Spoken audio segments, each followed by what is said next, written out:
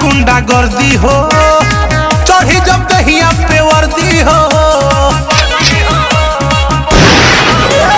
1600 भोरवे में मारिला, लगे ना दहिया में सर्दी हो।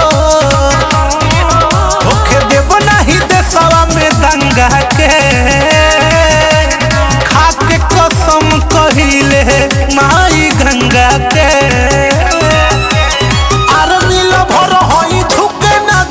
तिरंगा के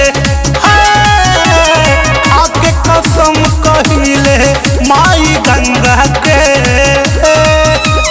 आर्मी लभर हई झुके ना दे हम तिरंगा के।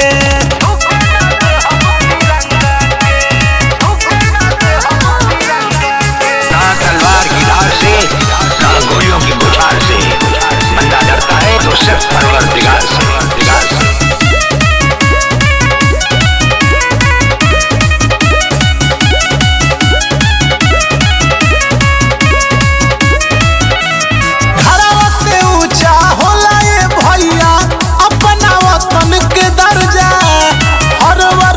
पर होखे भैया देशवा के करजा, घरवा से ऊंचा होला ये भैया अपना वतन के दर्जा। हर वर्दी पर होखे भैया देशवा के करजा, डरे दुश्मन न ले पाई पंगा के। खाके कसम कहिले माई गंगा के।